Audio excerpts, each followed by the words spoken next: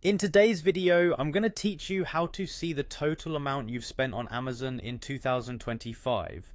This can be incredibly useful for those who want to keep track of their finances, monitor spending habits, or simply satisfy a curiosity about their online shopping activities. So let's dive right in. First, you'll want to open your web browser and go to Amazon's website at www.amazon.com. It's a familiar site for many with its endless offerings of goods and services. Once you're on the Amazon homepage, the next step is to sign in to your account. Look for the Sign In button, typically located in the upper right corner of the page. Clicking on it will prompt you to enter your email address and password associated with your Amazon account, securing your access to all your account information and order history.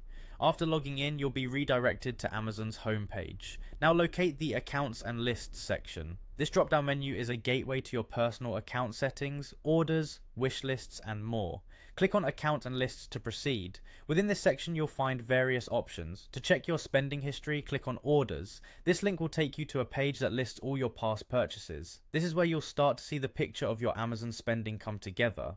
However, the default setting usually shows your orders across the past few months or the current year.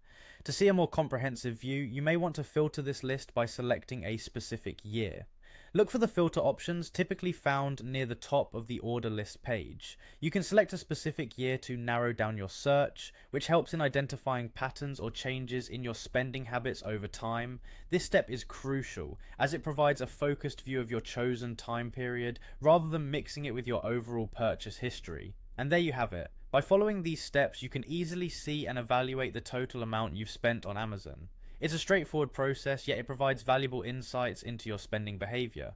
Remember, keeping an eye on your expenses isn't just about numbers. It's about ensuring you maintain financial health and awareness. Whether it's curbing impulse buys or recognizing trends you weren't aware of, this information can be incredibly empowering.